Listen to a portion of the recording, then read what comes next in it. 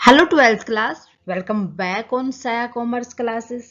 सो 12 students मैं आपके लिए लेके आई हूँ अकाउंट्स की एक और नई वीडियो। अकाउंट्स में हम डिस्कस कर रहे थे चैप्टर रिडम्पशन ऑफ डिबेंचर्स।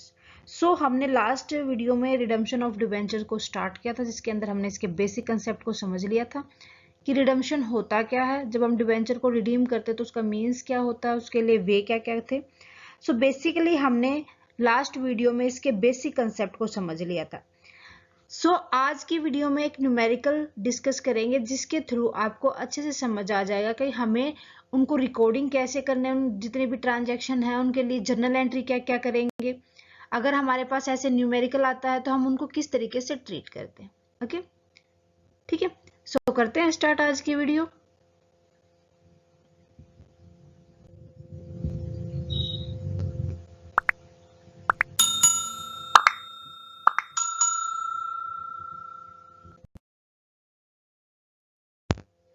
हमारे पास एक एग्जाम्पल है आपकी एनसीईआरटी की बुक से ही।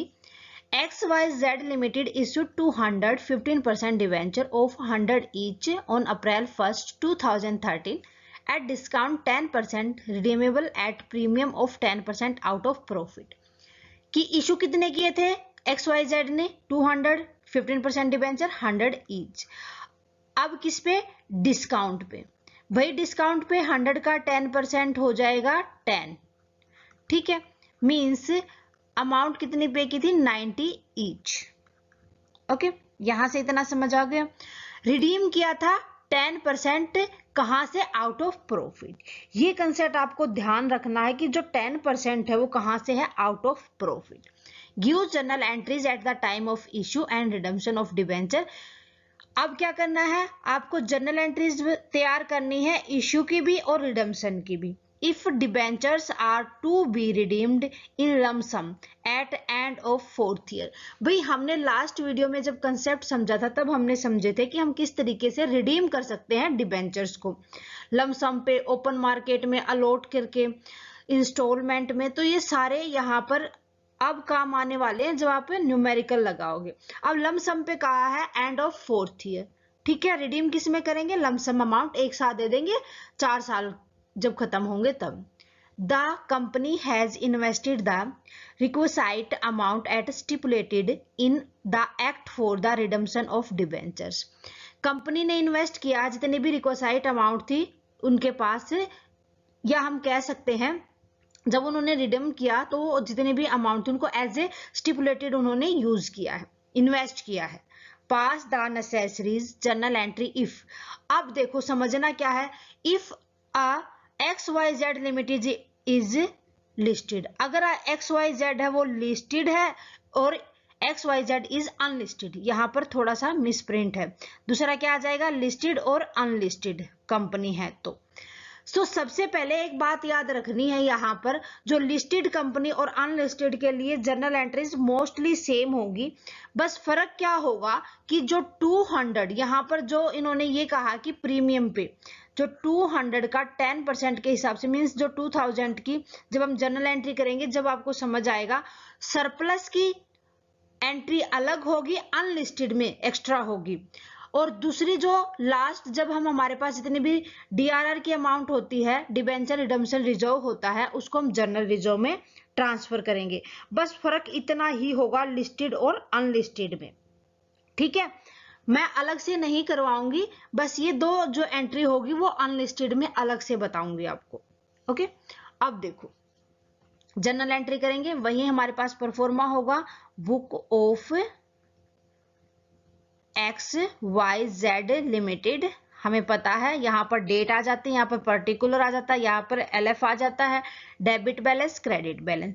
मैं सीधा जर्नल एंट्रीज करती हूँ, ठीक है। ऑन द डेट फर्स्ट हम किसके लिए करेंगे? लिस्टेड कंपनी के लिए। XYZ limited is a listed company, ठीक है। फर्स्ट जर्नल एंट्री, ओके, 1 अप्रैल को करेंगे। देखो भाई क्या है, कितने थे?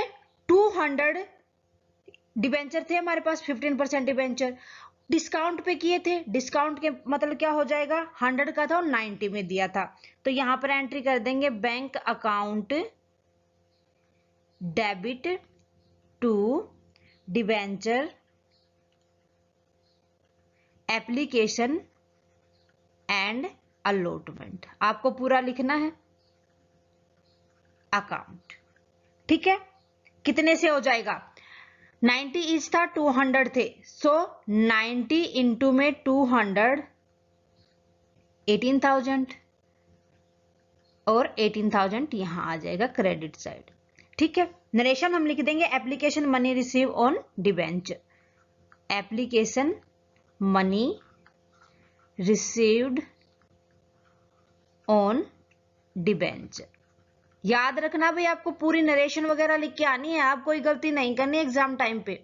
ठीक है, और इसी के अंदर सेकंड हो जाएगी अब debenture application and allotment, debenture application and allotment account debit. कितने से? 18,000 से। अब देखो भाई 200 के कितने के थे? 100 ईच के थे। ठीक है, 10% तो था डिस्काउंट और 10% फिर ये प्रीमियम पे रिडीम किए हैं। सो 10 तो यहां पर 90 का था, 90 का कितने में कर दिया? 110 में कर दिया। 90 का कितने में किया? 110 में किया।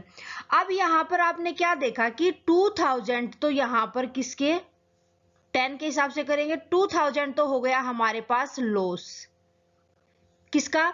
जब वो डिस्काउंट पे इश्यू किए थे। अब भाई वो प्रीमियम पे हमने रिडीम कर दिए तो 2000 का क्या हो जाएगा कि जो हमने प्रीमियम में किया है, प्रीमियम और रिडम्पशन था, वो 2000 का हो जाएगा। ठीक है, देखो यहां से ध्यान रखना 10% ये था, 10% ये था, तो टोटल कितना हुआ? 10 और 10 20। टोटल से भी तो हिसाब लगा सकते हो, 10 और 10 20, 20 इंटू में एक तरीके से 20% का ही लॉस हुआ ना। ठीक है, 20 इंटू में 200 कर दो, 4000 loss on issue of debenture debit हो जाएगा 4000 से।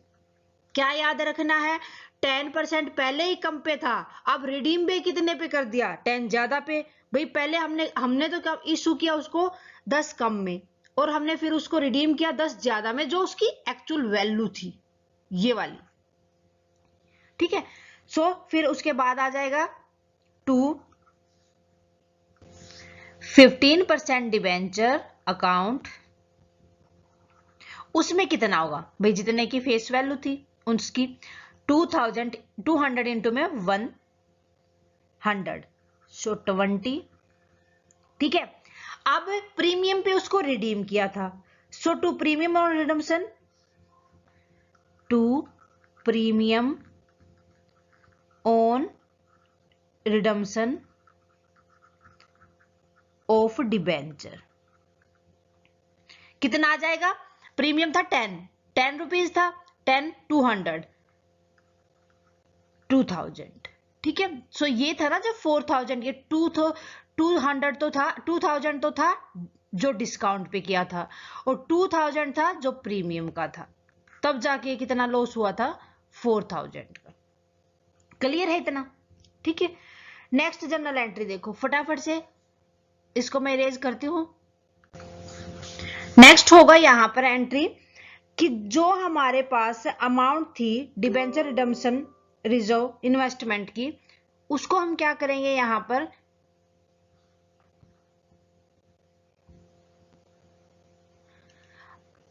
जितनी भी अमाउंट थी ना वो हम देखेंगे कि इन्वेस्टमेंट के अंदर क्या बता रखा था? Company has invested the requisite amount as stipulated in the act for the redemption of debenture। Means जितनी भी रिक्वासाइट अमाउंट कौन सी हो जाएगी कि जो हमारे पास 4 साल के एंड में कह रहा है ना, तो 3 साल तक जो हमने अमाउंट यूज की, जो रिडीम की थी, मीन्स 1000 3 ईयर तक हमने यूज किया होगा। सो जो वो अमाउंट होगी ना वो कहां पर डाल देंगे हम? Redemption debenture redemption investment account में। क्या हो जाएगी यहां पर जर्नल एंट्री? डिबेंचर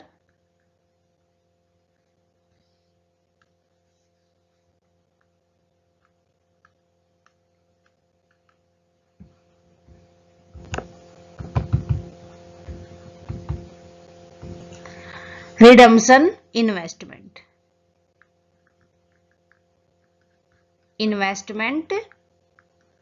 अकाउंट कितने से हो जाएगा? 3 ईयर तक यूज किया जो, सो डेबिट हो जाएगा 3000 टू बैंक अकाउंट 3000। ठीक है, नरेशन हो जाएगी इसके लिए, required amount invested in DRI, required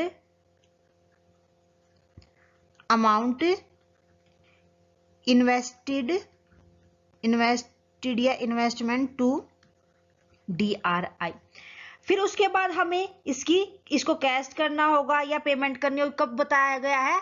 for the time for redemption of debenture. So entry हो जाएगी बैंक अकाउंट डेबिट, कैश कर लिया या तो निकाल लिया ना, डेबिट टू DRI अकाउंट, पूरा लिखोगे डिबेंचर रिडम्पशन इन्वेस्टमेंट अकाउंट 3000। ठीक है, फ्यूचर में इसका कोई यूज नहीं होगा, क्या याद रखना कि फ्यूचर में इसका कोई यूज नहीं होगा। ओके, देन उसके बाद हमें नेक्स्ट जर्नल एंट्री करनी है यहां पर, इतना देखो, इसको इरेज करते हैं। अब होगी रिडम्पशन की, कि जितनी भी ड्यू अमाउंट देखो कितनी होगी, 15% डिबेंचर है, 15% डिबेंचर अकाउंट डेबिट, सो 10% प्रीमियम पे थे 110, 200 के साथ मल्टीप्लाई कर देंगे 22,000। ठीक है, प्रीमियम कितना था, सॉरी ये तो पूरा जो 15% डिबेंचर की होगी वो तो पूरे की होगी ना, तो यहां पर कितना आ जाएगा 20। प्रीमियम डालेंगे डेबिट में, प्रीमियम ऑन डिबेंचर या redemption, premium of redemption debit हो जाएगा 2000 से। सो अब ये 22 होगा, मींस क्या होगा, 100 का ईच था, 10 क्या कर दिया, प्रीमियम पे रिडीम किया उसको। ठीक है, डिबेंचर अकाउंट में अब कितने चले जाएंगे, टू डिबेंचर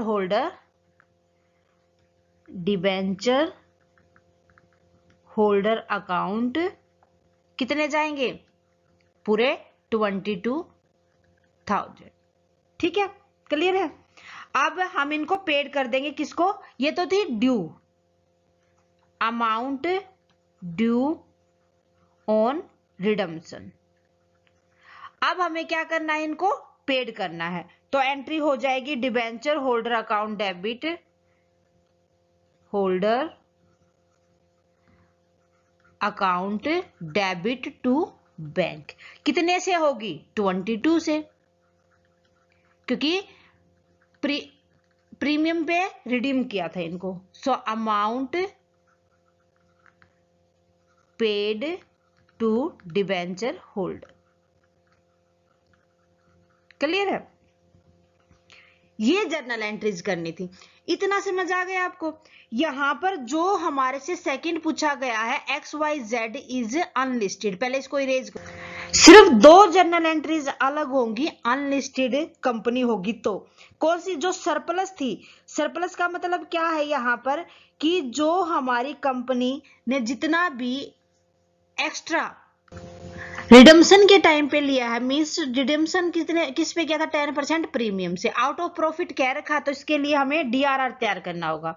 बस अनलिस्टेड में आपको जर्नल एंट्री एक ये अलग से करनी है, जब हम इन्वेस्टमेंट करेंगे, DRR रिडम्पशन इन्वेस्टमेंट किया था उससे पहले, कि जो हमारे पास सरप्लस था, मींस जितना भी सरप्लस था, सरप्लस क्या हो जाएगा, ये 10%, सो 10% 10 था, 200 इंटू में 10 डेबिट कर देंगे, मींस ये बैलेंस कहां पर जाएगा, balance in statement of P&L account.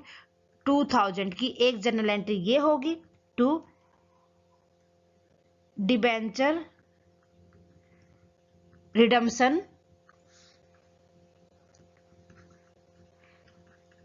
Reserve. ठीक है, ये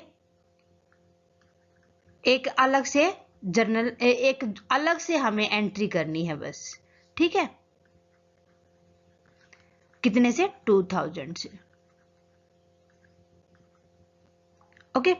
अब हमें एक और क्या जनरल एंट्री करनी होगी, जो डीआरआर की अमाउंट है इसको जनरल रिजर्व में ट्रांसफर करना होगा। उसकी जनरल एंट्री हो जाएगी डीआरआर अकाउंट डेबिट कितने से 2000 से to general account general reserve.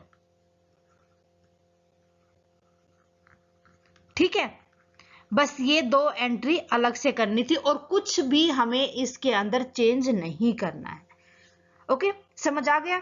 सो ये एंट्री हमारी होगी लास्ट में और ये एंट्री होगी हमारी जब हम डिवेंचर डीआरआई के अंदर डिवेंचर रिजर्व इन्वेस्टमेंट को रिडम्पशन रिजर्व इन्वेस्टमेंट के अंदर एंट्री करेंगे उस टाइम पे।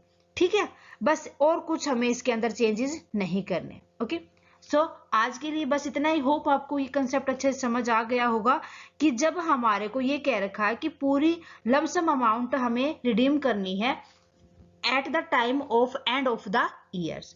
ठीक है, तो उस टाइम पर हम इस तरीके से जर्नल एंट्रीज करेंगे। लिस्टेड और अनलिस्टेड को भी आपका समझ आ गया कि कंसेप्ट। जो सरप्लस थी हमारे पास उसकी एंट्री अलग से कर देंगे डीआरआर में ट्रांसफर करके, फिर डीआरआर को हम जनरल रिजर्व में ट्रांसफर कर देंगे। Got it? क्लियर है? सो मिलते हैं नेक्स्ट वीडियो में विद अनदर न्यूमेरिकल के साथ। आज की वीडियो में कोई भी डाउट है मुझे कमेंट सेक्शन में लिख दे, साथ के साथ कमेंट करके बताए वीडियो कैसी लगी। अच्छी लगे तो प्लीज लाइक और अदर स्टूडेंट के साथ ज्यादा से ज्यादा शेयर करें। Thank you very much student, bye bye and take care.